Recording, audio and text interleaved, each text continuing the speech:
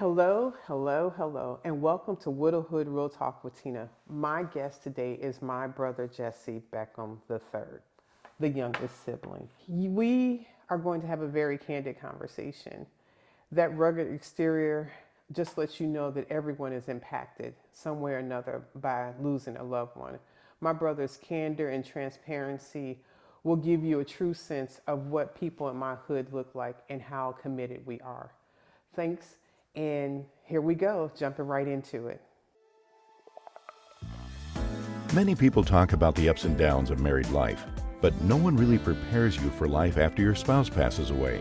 Welcome to Widowhood Real Talk with Tina, a safe place for widows, widowers, and their friends and family to talk about love and loss. Find comfort as you listen to honest conversations between Tina and invited guests who've experienced the loss of their forever partner.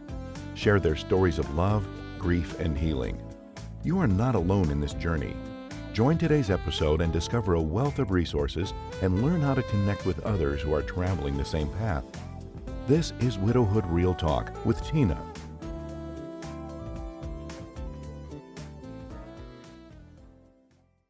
Hello, and welcome to Widowhood Real Talk with Tina. And as I spoke on our last edition, we are now in Texas, here visiting my brother Jesse, who has been an integral part of my journey in this process. Jesse, if you could share a little bit about yourself. Yeah, definitely. Well, first of all, hello, Widowhood subscribers. Welcome. And thanks for following my sister through her journey. It's been so love the support. And again, I'm Tina's oldest brother. Only brother and youngest sibling. Thereby, right, is I'm the oldest brother. Again, I am her oldest brother. So that's a fact. You can ask my mom if she has any other older sons, and she will say, no, she has only one son, and I'm the oldest. So there you go. So for me, of course, like I'm living out in Texas now. So Tina's come down to visit me, which enjoying the company.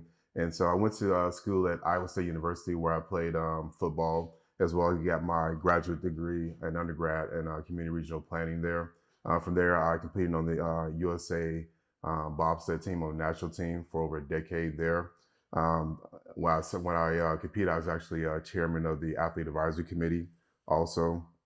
Now I currently work at Atlassian as a program manager team lead.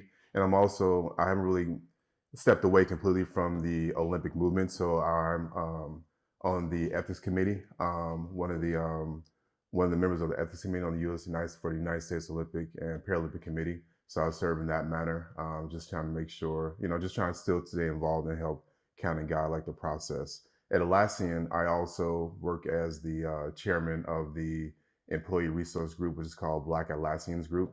So just still, trying to stay active and I guess do more than just like my quote unquote day job at I didn't know Atlassian. about this with the board on Atlassian. What does that like really entail? What are you doing that? Yeah, so we're just kind of getting started. So we're basically trying to make sure that people feel welcome at Atlassian, right? I mean, so I think the founders there definitely want to make sure that they have a social impact in general on the world and also Atlassian, but also make it feel like that people of every size, shape, color, I don't know, race, gender, things like that are welcome. And so for the employee resource group, so I'm the global chair for that. Wow. And I have people across like EMEA, USA, as well as Asia Pac as well, that we try to develop programs for, again, like people of the African diaspora. And so there's several different groups for like for women, LGBTQ, military, veterans, and things like that. Wow. People of Asian descent. So there's a lot of different groups. And so again, like I'm the chairman of the one for Black Atlassians. Okay. So yeah. That's pretty cool. I mean, one thing I have totally been impressed about your company when you just share the different things that they do for the employees, it's definitely there's a lot of work involved, but they definitely seem to have that personal touch that they're really concerned about the people. That's pretty cool. Yeah. Thanks. Yeah. So in this conversation, even though it's about the widowhood part, there is a part of death in general. And unfortunately, the way the world that we're in set up, my husband's death is not your first interaction as far as someone that you've known within closeness to you dying.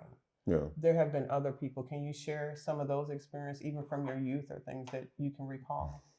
Sometimes it sounds a little bit cliche-ish, right? But like, for instance, growing up on the south side of Chicago, right? I mean, like, unfortunately, things happen, right? Some of Yes. the things you see on the news is true. Some of the things are exaggerated tremendously. Okay. And so I guess like when I think about deaths that have happened, right? Or I mean, like I've experienced death in grammar school, right? With some people where like seventh, eighth grade have been Wow. murdered by gang violence, right? Mhm. And so I guess that's like my first introduction into that. And then, I mean, growing up, you have it in high school, right? Like we had an obituary in our high school yearbook graduate. So In it's, your high school yearbook, yeah, there was an obituary yeah, section. of a couple people that had been like killed and things like that Okay. for whatever various reasons and stuff like that. So yeah, so I guess it becomes one of those things that's kind of like I mean, unfortunately, like a way of life. I mean, like Okay. life and death. I mean, kind of comes in. And then like even in college, at Iowa State University, we've had several of our players pass away, Okay. through like different like heart attacks or different reasons and things like that, whatever, or drowning or something like. I mean, just like all these things have happened, Okay. and so I know even as like my teammates, we talk about it just kind of somewhat like tragic. A lot of it has been like a lot of our running backs, but it's also like been like a quarterback that's passed away and things like that, and of course, like so like uncles and also my father passed away, things like Yeah. that. So it's all those things that happen, and I guess you just find a way to deal with it and push on, right? You take those lessons from those people or different Okay. situations, and for ones I would say that were people who pass away negatively in a negative way, like you kind of learn from that, Okay. you know. When you say learn and the negative impact, what does that look like? You know? So I think like for me, what that looks like is more watching who you surround yourself with, right? Okay. I mean, knowing who these people are, knowing what their habits are, and things like that, and like what their lifestyle is, and Okay. like, does that really mesh with yours or does it not? Oh, Right? If it okay. doesn't, like, okay, you don't want to be in that lifestyle, then kind of go away from it, right? It Okay. just kind of not putting yourself in harm's way, Okay. essentially. Associating and so Exactly. putting yourself in place. Yeah. Okay.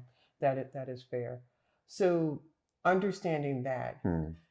one of the things when dealing with death, I think you just mentioned that you and some of the other athletes talking about that. Yeah. What do those conversations look like? Because a lot of times I would think people that are athletes or other stuff, they have this rugged exterior. But what are some of those conversations? And not giving anyone's name, but just sort of Yeah. what that looks like. Well, one, we do have a rugged exterior. Oh my so gosh. that is a thing because I'm gonna sip my water. you do need to have that. But Tina too is just like, I mean, like athlete, actors, whatever. I mean, like people are still people, right? Yes. And the people in your group know you as who you are, not just what sports you played or what accolades you have, what awards or things like that. I mean, like it's more to it, right? You look at each other. I mean, like you're on the same playing field, so you know Yes. each other. And so those conversations looks like I would say like anyone else daily, like me, it's always that, man, I can't believe this happened. Okay. I mean, you remember hanging out with that person. You remember maybe like the funny jokes they told or the things that happened or like, or you remember that you did this one thing, or and then there's also like some type of consoling too, where just like by right you missed that person, right? They're your teammates. You went through 2 days with them. You've been on the football field with them, or you've been traveling around the world with them, like sliding and things like that. And so it's those interactions, or you think about, I mean, I think there's for some people who have committed suicide that I've known, Okay. you think about, okay, man, like sometimes you wonder, okay, well, why didn't they say anything, right? Okay. I mean, because like, I don't think there's always different signs of someone struggling, right? Okay. A lot of people do a good job of kind of like masking things, and it just kind of comes out of the blue. And so I think it triggers a conversation amongst us to say, okay, like, oh, actually, when's the last time I talked to such and such, right? Okay. Or, hey, when's the last time I talked to Jesse or talked to this person or that person? Because like you tend to value those relationships that you've had that you might have taken advantage of where you haven't like kept contact with the people. Okay. And that's fair. When you said something about the funny stories, and thank you, it made me think of, so when Jesse was out doing bobsledding, he often in between season had opportunity to visit with family. Yeah. And he spent a great deal of time in Pennsylvania with us, with Mark, and the children. I want you to share the story about the snowblind and funny stories and people. Yeah. So yeah, the snowblind was like, so left to my own devices, I tend to think of things that keep me busy, And so one year it was like one of the major It storms was out huge. Yeah. in Pennsylvania. And so Tina, Tina and Mark were gone, and I think like We Tina, took Mark, Alex. Catherine to go to college. Yeah, okay, that's what Yeah, it was. You yeah. took it to college. So To anyway, some college touring. That's where yeah, we were going. college tour. And so I was at home by myself, and I was just like watching TV, things like that. I kind of looked outside, and I just saw a bunch of snow. I was like, huh, that'd be interesting. And so the way my mind works, I was like, huh, I should like try to build up like I guess like because like Mark's a hunter, right? Oh, he was a hunter, and he would like to go hunting, things like that. So I started thinking about the whole like, hunters have these different blinds where they hide in, like whether it's like for hunting duck or stuff okay, like that that. was where it came from. Yeah, yeah. Okay. And I was so thinking about the igloo things we did when we were children. That was a kickoff for you. it was a little bit of both, right? So Okay. the igloo thing came out too, but I was just like, oh, I could probably hide it because the snow was so high. Yes. And I was like, okay, if I pile it up, no one's really gonna pay attention because it's already high all over Right. the place. So anyway, I went outside, dug a base like igloo type snow thing, and I was trying to figure out a way to kind of like blind it so I can actually jump out of the snow and scare people. So anyway, I put like I had like a wet sheet, spray water on it, like covered it with more snow and stuff like that, whatever. Then he got out of our house, just saying. Yeah, and so like I tucked it into the snow, used spray bottle water anyway. So I made a snow blind. And so you walk by, it looks odd, but not as odd because of all the snow that was there. Right, because the snow plow had pushed everything up to clear the driveway, so it kind of made sense. Yeah, it kind of made sense. And so like, but when you cover it up, I didn't really have a way to get into it. So on the back end, I dug a little tunnel in there, and so. Didn't it collapse once when you were doing it? It did, and because I was trying to figure out a way to kind of keep the roof, the top of it up, and because I didn't have like any wood to brace or anything or whatever, so I just had to use like spray bottle and just kind of make it ice. A pallet or something and stuck in there. Yeah, it was like cardboard and stuff too, like just kind of like build the ceiling, so to speak. And so so when I did that, and I think I texted you. You did, right? Yeah, I texted you. Yeah, you're heading home. And I was just like, okay, I'm going to scare Mark and them, you know what I mean? Like, and so I was like trying to tell Tina, like, let them go first, and I'm going to jump out of this thing, right? So I packed the snow, where it's also easy for me to pop out of it and also replace and stuff like that, whatever. So, and so Mark was the first one, like, kind of walking, and I jumped out, and I had video of this.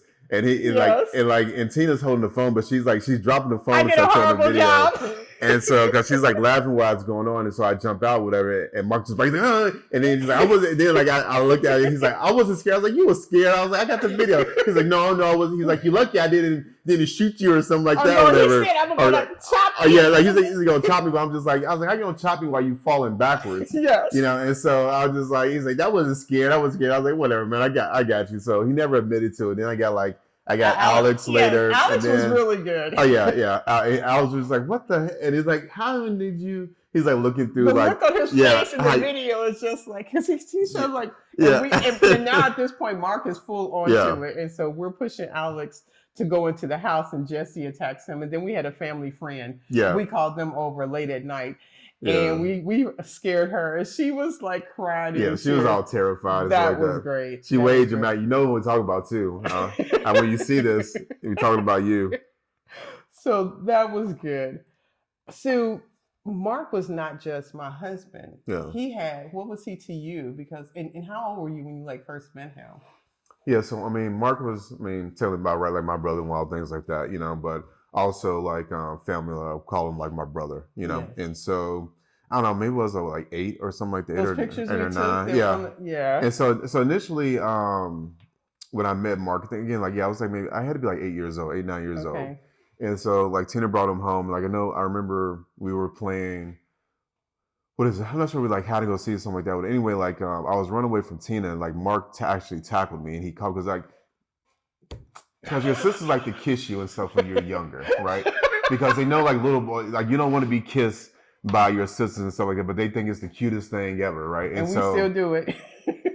Yeah, or try to. But now I'm good at like more blocking all of that stuff, and also I'm a bit stronger too, so.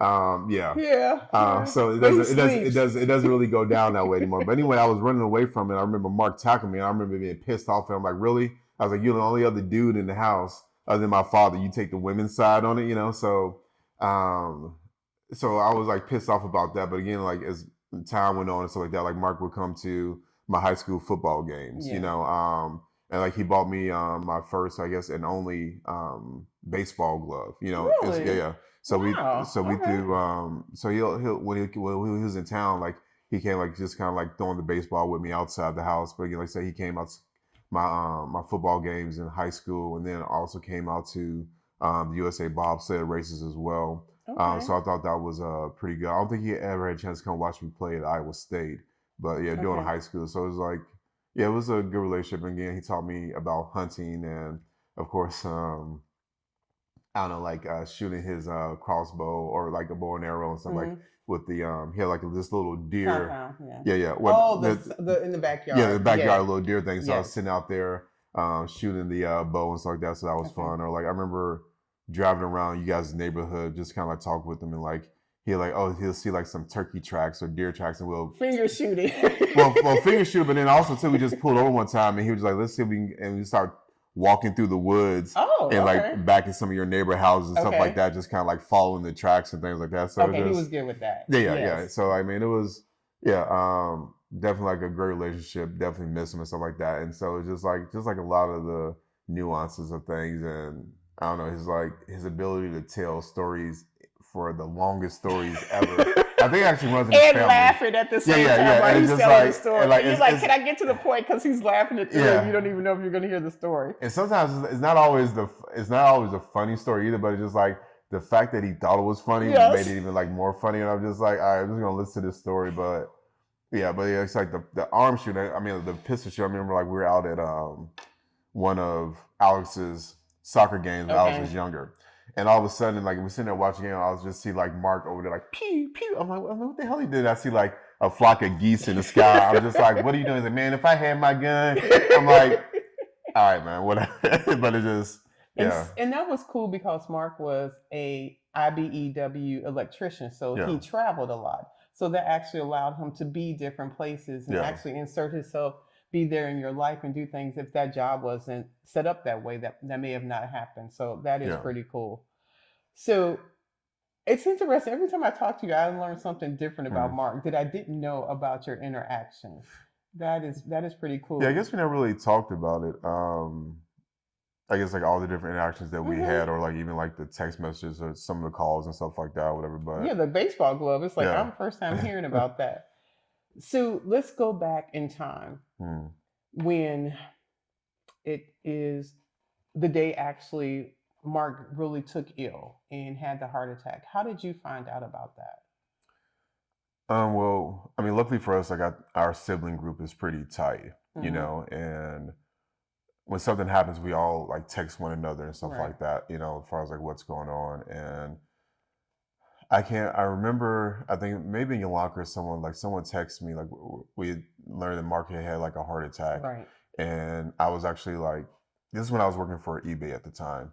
And so I was walking around, okay, I was like, well, let me know what's going on. I think I was actually in the mall walking around. Oh, okay. And so when I got that call, then it was like, okay, yeah, Tina's at the hospital with them, all this stuff was happening. And then all of a sudden I got the news that he passed away. And I was just like, oh crap, you know? And so, yeah, I mean, of course I immediately like left the mall and stuff like that, Okay. whatever. And I sent texts to my my manager at the time and also some of my coworkers like, hey, brother-in-law passed away, I'm leaving. And that was a text I sent them. And of course, I mean, they were pretty understanding, which I was Right. which I was thankful for. And they was like, hey, just take the time you need. And so then I just like, all right. So going back to the Yeah. sibling, there was no conversation like who was leaving. You just decided. Yeah, I just decided because I'm just Okay. like, okay, like I know I have flexibility in my job, or actually, I didn't really even care at the time because I was just like, okay, well, this is happening. Tina's in a bad space. Mark just passed away. My niece and nephew out there, things like that, Okay. whatever. I mean, I guess in my mind, I did the calculations really quickly. I was like, okay, like what makes sense? I was like, okay, well, Okay. I have the ability, I have the means. Okay, it's time to just get a flight and go out there and figure it out. Okay. And so the conversations happened in my head, Okay. right? It wasn't like, okay, hey, Yolanda, Denise, like who's gonna? I was like, no, it's just like I already did all that thinking and just like, Okay. okay, time to go. Okay. So, yeah. So that happens. I was in Delaware when Mark passed.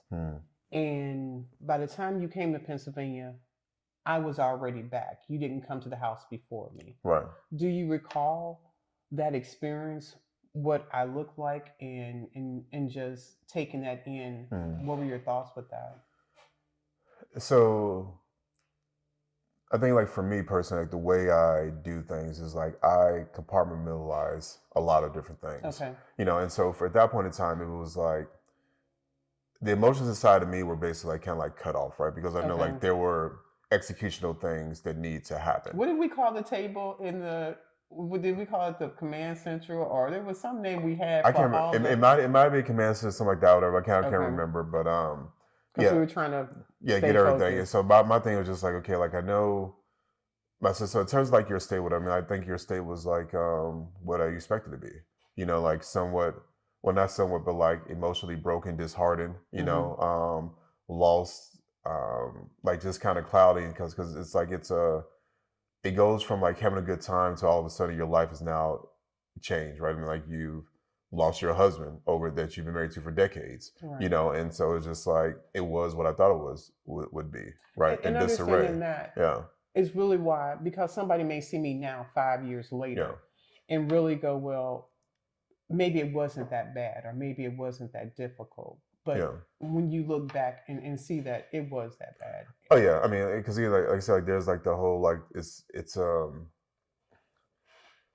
I don't want to say, well, for lack of a better word, delusional, but not in a bad way, but just like kind of move from reality. Yes. Right. Because it's just like your head was spinning in so many Yes. different directions, right? Because like you guys had plans to move back down to Virginia, Right. and move back into the house that you guys built together. Yes. And so now all that was just basically like blown up, right? And Yes. so when something like that is blown up, it's just like there's a lot to try to recover from, and also like what are you gonna have with the kids and all the other stuff, and like Right. all the finances and things like that. And so it's just like the whole plan is just like they said, the best laid plans of mice and men, right? Or Right.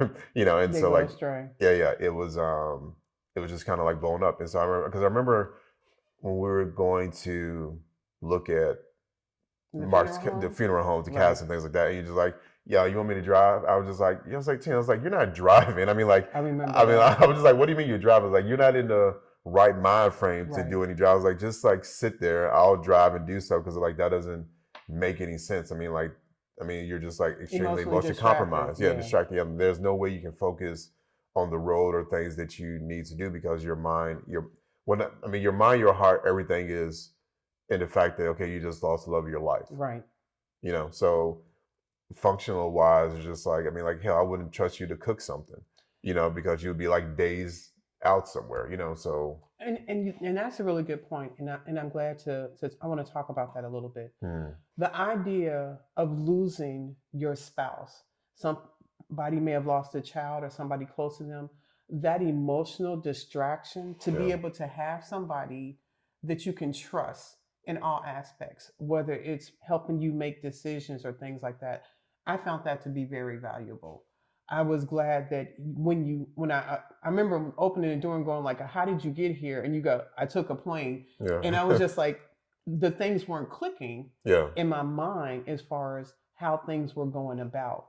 And that allowed me to be less stressed, to be able to offload and have someone that I could trust to bear that piece of that. Because there were so many decisions to be made. Yeah. And the funeral director was literally 15 minutes from the house. It's an area I drove past going to church on a regular basis. Yeah. But like you said, the mind tapping out, the mind trying to grasp this person I was just with is no longer here, and what we need to do. And you also mentioned about planning. We were planning to relocate to Virginia. Yeah. But it also was interesting the amount of other plans that we made as far as how to take care of each other in somebody's absence, and you leaning in to help with that. Do you recall that part of it, and what that looked like, and how much we knew about each other to be able to adequately prepare? Yeah, so I think again, like having strong family ties, even like you have like a strong friend. Like that, because me and you would like conversate a lot, just in general over every little thing. And so I think like having that bond and stuff like that makes it easier to talk to, right? Okay. So again, like I've never experienced losing a spouse because I haven't been married yet, So, but saying that too, like from logistics part, as far as like things to think about, I think our minds were okay, like, what is the business of the situation? I mean, because you're Yes. dealing with the heart and the emotions and like the spiritual things like that, whatever. Like I was more like, okay, that part exists, right? Because again, like Mark was like a brother to me, you know, Right. and so like I took that, I put that, okay, you know what, I'll deal with that later because right now there needs to be execution happening Okay. that my sister can't do because she's dealing with that now, right? Which is expected. And so for me, I'm just like, okay, well, the finances, right? So like again, like program managers and stuff like that, were just like, okay, where do your finances stand? Start thinking about the insurance stuff. Like so, like again, like put together a spreadsheet to You start did. keeping track of everything. Like, hey, what is it that we don't? What is it that we know? What is it that we don't know? If things like that, and start thinking about, okay, what are the things that needs to get in order, right? Mm-hmm. And so, like looking at the mail and saying, gotta figure out what is this, what is that, and like who do we need to contact and those I don't remember things going through like the that. mail. Interesting. Yeah, I Okay. mean, because I mean, there was like a ton of mail. So I mean, like I started just kind of going through all of it Wow. because at one Okay. point you just started giving me the mail, and so like I had like stacked up in piles, and I would open Okay. stuff up. I mean, get the information from it, like whether it's Okay. like insurance or whatever it is, things like Okay. that and stuff like, and like yeah, start building out that whole spreadsheet. Okay. If I recall correctly, you had an intricate role in doing Mark's obituary Yeah. and also the pictures and a lot of stuff. Mhm. Or was that somebody else? No. No, that was me. I did Okay. that. Yeah, yeah. And so like, so I would say that was probably like the part of the hardest places to kind of keep things together because like I'm going through Emotionally. emotion, right? Because Okay. like it looked like one of my friends at eBay. So I I leverage all my resources, right? So like one of Okay. my friends at eBay, like because of course I had the general story about Mark I got input from you and from Alex and from Catherine. His DD 214 Yeah, and talking to some people in exactly. the Yeah, military. you know, so Yes. I wrote some things up, but also sent to my friend Marnie at eBay, who was a copywriter. Oh, And okay. so I wanted her to edit because, like, you know, my grammar is always the best. So, like, hey, so I sent it to her. Well, I texted her, like, hey, Mark, can you help me with this? And Okay. of course, she was like, yeah, of course. So I sent it to her. She re edited it for me and things like that, kept the information in there, but Okay. like put the structure together the way you would think that a copywriter who does this for a living Okay. does things, you know? Right. So she sent that back to me. That's when I showed you all, and like we uploaded it up to the obituary Yes. website. And looking at that. Yeah. Yes. And then like for the pictures, again, like because so many pictures bring back so many memories, Yes. right? And so when I did the slideshow for Mark, it was all, I mean, pictures, some pictures that I, of course, had seen, some pictures I hadn't seen. Right. But like going through them and trying to, and I think like we're working, I don't know, working into like the wee hours of the night. We I mean, were. like 1, 2 o'clock in the morning, things Trying like to just get trying to everything get turned everything around. done and adding the little, The music. I get the music, the the rock little, yeah, music. the, like the little fun little animations or imagery and stuff to it. And Yeah. so going through that and just kind of getting like I said, like stuff like that, having like to, I would say, take a personal breath again, but Okay. not showing it to you because Okay. that doesn't help you in a situation that you need help Okay. in, right? And so again, like just again, like not saying it's the most healthiest thing in the world to do because I turn off my emotions when I have to. Okay. And again, like another thing, okay, let me just continue to push this stuff away because my family is dealing with emotional stuff. They don't Okay. need somebody else adding to that emotion. They Okay. need somebody that's a little bit more solid and more dialed in. Okay. And so you take on that persona. But yeah, going through the different pictures and things like that is like hard to kind of hold those feelings back, or even like going through like Mark's guns and stuff like that. You know what I mean? When we came So here when I came to Virginia, exactly, and like we having to serialize that and put that together. I remember yeah. you coming, and it's a bit of a jump. So not in Pennsylvania, but when I relocated to Virginia, Jesse stayed with me for a while. And you said, well, what is something I can do? And Yeah. Mark being an avid hunter, and I was like, well, I need this stuff organized. And I think you had gone through like 2 or 3, and you came back, you was like, the look on your face, you were like, this is hard. Like, and this is the one thing you did. And Yeah. then you start thinking about how that perspective of me cleaning through the house, Right. all the things that I had to do just to get to Virginia in comparison to that one task. I think that hits you in a reality because now we're 2 years later after Mark's death. Yeah. So you're not needing to posture yourself to keep me strong, and probably some letting in your own emotions as far as what that looked like. Yeah, no, definitely, because like, especially because like because Mark took me to the gun range, right? Yes. And so the going through some of his weapons, his rifles and stuff like that, whatever, and them immediately bringing back memories of us being at the range together, or even like whether it's like the rifle or the handguns and stuff like that, and kind of using those. He's kind of like showing me how to dial in my scopes and things like Yes. that, so just like kind of like thinking about that, and then now thinking that, okay, yeah, we're not doing that anymore, Right. so that definitely brings back emotions, even like now and then, Okay. and again, like just kind of like thinking about it across, like I said, like I would think about, okay, well, yeah, how was that when you got to get rid of your husband's stuff, Mm-hmm. Or like for my nephew to deal with things, or Yes. how my niece deals with stuff, so like all those things, they do hit at different times, and so like I don't think that when someone's an integral part of your life, that journey never stops, or that transition never stops, and things Correct. like that. The blow is because over time the reality sinks in more and more every year, Okay. right? But does it take away from the hurt? I wouldn't say necessarily it does, right? But you learn how to, I guess, you learn how to deal, right? There's no ever getting over No. a death and stuff like that, but you learn how to not make it become a crippling effect. Okay. Is Not what take I it too is personal. what I would say. Yeah. Because again, like like life does move on, right? And this is a part of the cycle and stuff like that. And again, it depends too on like so I don't know how I would recover from it if it's my spouse, right? Correct. Or even like one of them, like, and so like I think because I'm still layers removed from it. Like I mean, like my interaction with Mark would like occasionally. I mean, like it was constant for guys,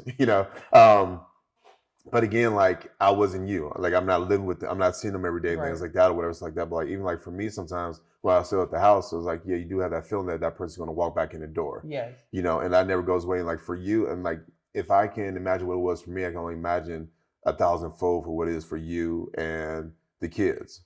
Right. Right. So So let's leverage on that, the idea of being removed, and take it to the concept of our dad passing away, mm, which we do have a picture of our dad when he was in the Air Force. Yep. yeah, the Air Force. So Mark passed away 2017. I want to say November 2020, dad passed away. Yeah, December. And once again, well, I should say this: Denise was the first child there, being there with our mom, being there with her, with dad, and everything that was going on. How is that different for you, being now the your dad has passed away, Yeah. and now your mom, our mom, is a widow? How did that differ for you than watching me as your sister go through that? I think it differs just because, again, of course, like I mean, I grew up with both my parents in the house, Right. for my entire life, and some of the nuances were the same, some was different, right? Because again, like again, not the most healthiest thing in the world, but again, just like, all right, mom needs help, right? It's again time to leave California and go Okay. attend to my mom, and so it's one of those things again where it's just like, okay, you start, I mean, like we're communicating things like, okay, like what needs to be done and stuff like that. Okay. So like I mean, again, like thank God I was able to be in a situation by to have the means and the ability to actually come back to Chicago Okay. and do what I need to do for my mother, right? And so again, like trying to push my emotions or the grief and things like that that I had from my father passing away. And we're dealing with COVID. Yeah, at that dealing with time, too. COVID and stuff like that, and like and push that aside because okay, like my mom is in a very vulnerable situation, Right. right? And I would say like the levels of independence of my mom versus you are completely different, They are. right? And so my mom, I think like she needed like more support to be like to stand up and things like that or whatever, Okay. and That's for fair. us to come in from a business perspective, think about okay, like what's going on. I mean, again, like taking the learnings from your experience, my experience with you. Okay, like all right, so at least now I have a blueprint, as crappy as it is. True. I have an True. operational blueprint in my mind and say, okay, what needs to be done? Okay, what is our next step for our mom, right? Okay. I mean, like you were employed, mom wasn't, Right. right? And so there's different things that have to happen to, I mean, looking at that situation, and so, like I said, compartmentalizing things and trying to figure out what's the best way to be effective for my mom. And again, like she doesn't need a son sitting there emotionally compromised because his Okay. father has passed away, right? Okay. She needs her son there that she can lean on his shoulder to help her through this along with the other kids to get Okay. past this situation, right? And again, like in my mind, like, you know what? I mean, I'll cry later, right? Type of thing. Have you cried later? What does that look like for you? I think like the first, well, I don't say the first time, but like actually like the first time was probably at Dad's funeral, Okay. right? When I was getting up there speaking, because you think about the entirety of a parent being in your life, Yes. right? You think about the different lessons learned. You think about again, like of course, like my father being out there at the Forest Preserve. I mean, I played linebacker. I played running back in Sean Safety and at Corliss, and so I'm good. Okay. And so like you think about when I would be out there in the Forest Reserve, because like me, like Ian, like Southside Chicago is Southside Chicago. I mean, he'd be out there when I'm out there doing drills, right? Sitting there, like kind of like watching Make So Nobody, like creepers come in and stuff like that, or you want to call them now. And so I'm out there doing my different drills, like just again, like because football, like you practice outside of practice, right? Okay. And so the summer stuff like that, man, I'm out there drilling, sprinting, doing footwork drills and stuff like that. And so my father was out there watching me. It's funny because I remember this one dude tries to come and sit. Like my father was just kind of like walking around, like that was a policeman. Yeah. Because my father was a police officer, and so I'm sitting there, and like this dude just kind of like walks up, whatever, and sits on the on the freaking bench, and my father walks up. He's like, "What are you doing here?" He's like, "Oh, I'm just saying." He's like, "No, you ain't." And so yeah, he's like, because like the dude's like, again, like I don't know what the hell this dude was thinking, right? But I'm just over there doing my drills or whatever, sweating with. So I don't know if this dude's some type of pedophile, whatever type of creepy he is, So then my father, he's like, "You ain't today or whatever." So like my father had a thing like raising his shirt up, like kind of show his guns, like, "You need to go ahead and get on," So the dude left, right? Because again, like, why are you out here watching this kid or this teenager sitting there doing drills? Like, who the hell are you? So like, is that right? Or like just like lessons learned, or like, so I have my house now, right? And so my ability to be able to do things as far as like DIY comes from the things that my father taught me. Oh gosh, yeah. So just like there's not a lot that I don't know how to do or I don't know how to figure out, whether it's a jury rig way using duct tape and freaking metal coat hangers to fix things, or the fact that I built on that and I can actually buy some of the things that my parents were able to buy to actually fit the need. So it's those lessons. It's all those things. I mean, they hit you at different times, right? I mean, like I remember even like helping my mom take stuff down as far as like exercise equipment and stuff like that that me and my father built together. Yes. So it hits you at different ways, right? Or different things. Or I remember like initially after my father passed away, being on like going back to work and being on different meetings and just like, you know what, look, I turn my camera off, then I have to be there in person. And I also remember dealing with like different anger on unresolved issues sometimes, whatever those may be. And so again, it just hits you in waves. I'm not sure at what point it stops hitting you at waves, or if that even happens. I'm probably going to say it doesn't. I think, like you said, in different times, it hits you different ways as we continue living. And sometimes we may put in more work with therapy or journaling or talking to family members. Those sometimes ease the pain that you're dealing with. But I have often considered it is the price of loving someone. The price of loving them are those memories, are those thoughts that we render. And sometimes it's like a movie playing back that we weren't prepared for the movie to play. And it elicits those emotions that make you feel like you're right back at that moment. And it can be warming sometimes. And sometimes it can just be emotional. The same memory can come at you different ways. Yeah, no, I agree. So thank you for sharing that.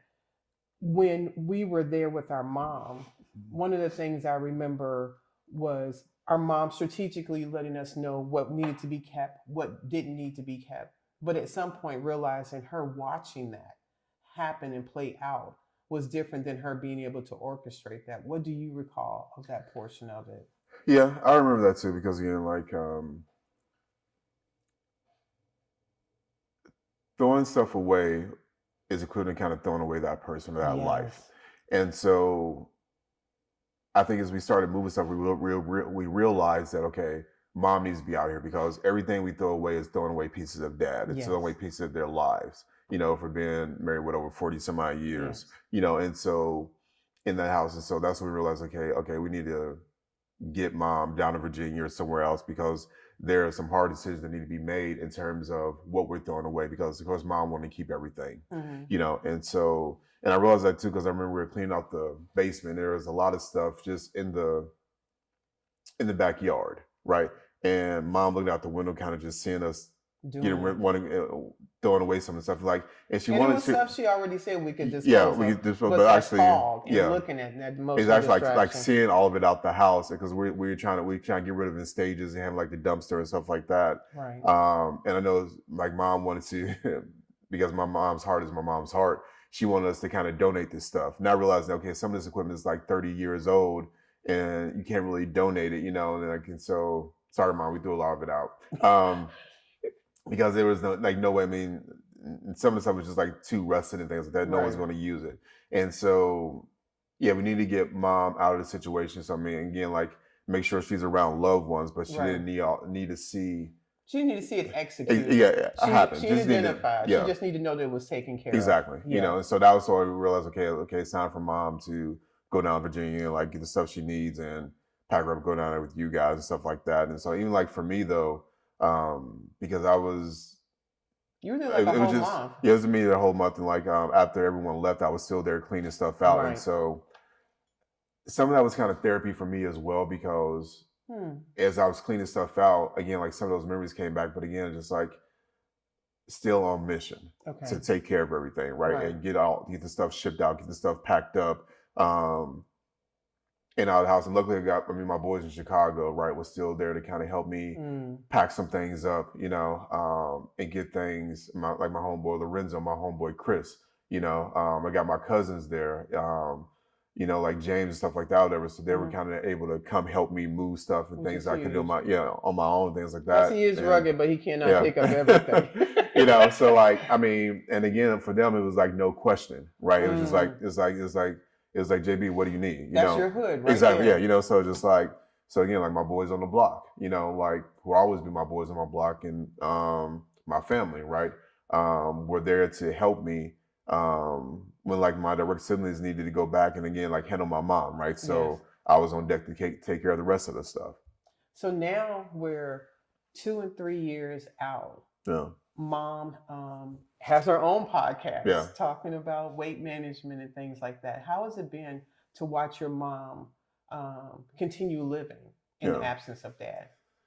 I mean, it's exciting, right? Because like I think my mom is a strong person, right? And so like it's interesting seeing her like come into her own personality again, because like even like learning from you or like things like that, where it's just like my understanding is like when you have kids, you have a husband, things like that, whatever, like your identity kind of gets lost in that to an extent, it's blended. Right? Yeah.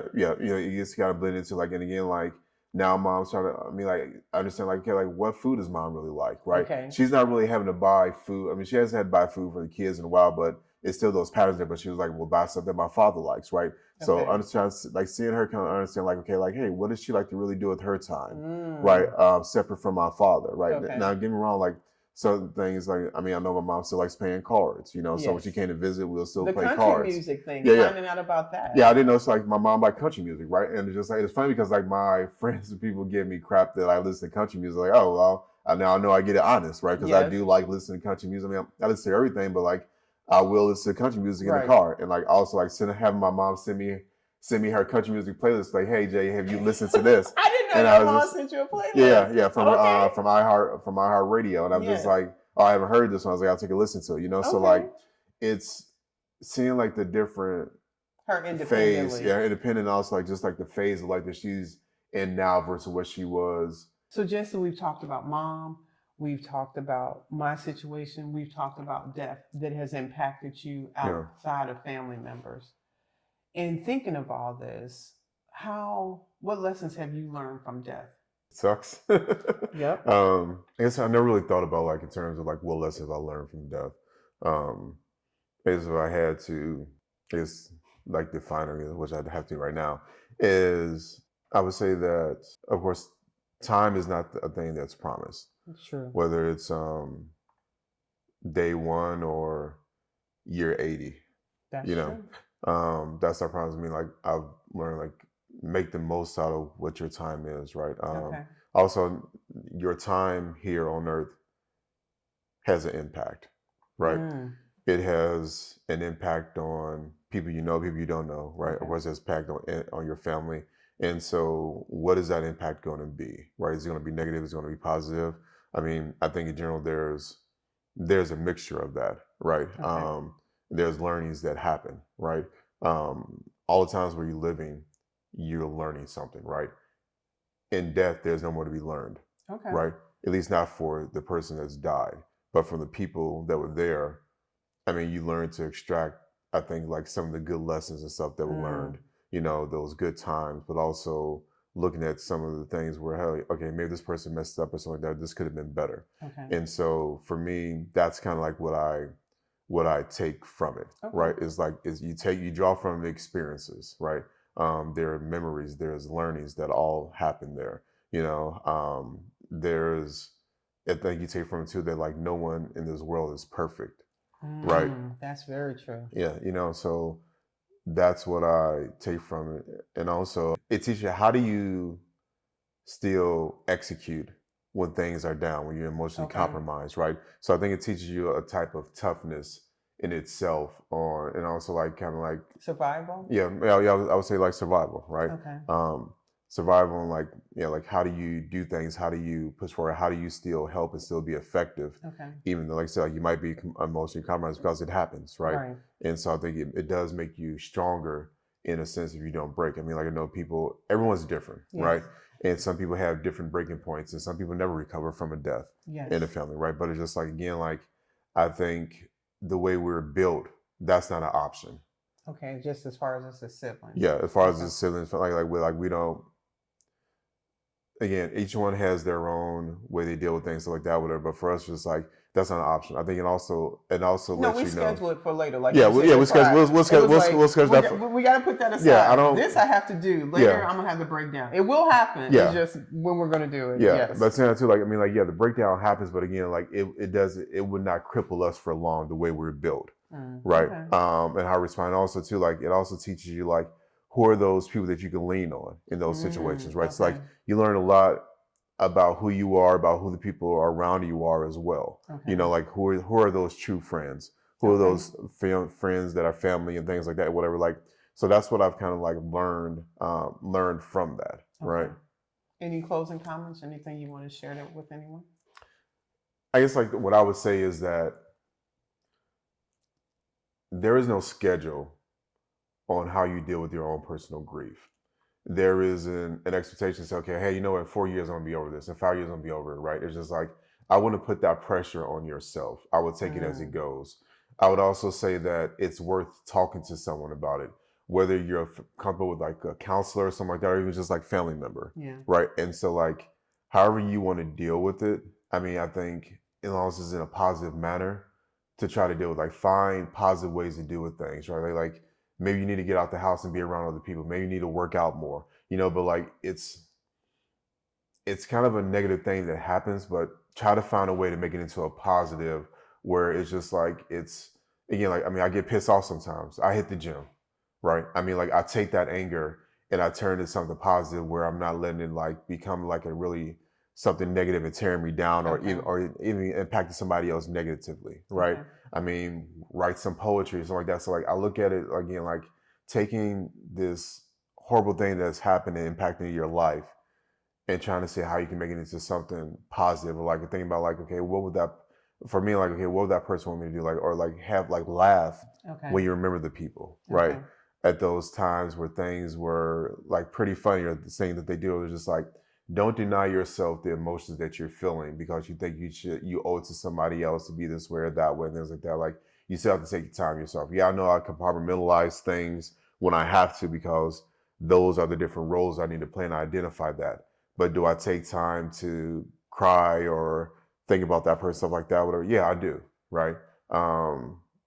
But yeah, so I think again, like you're entitled to your feelings and how to feel ways. Okay, you'll be happy, sad, upset, and things like that. Whatever. That's part of the process. That's how we deal with loss.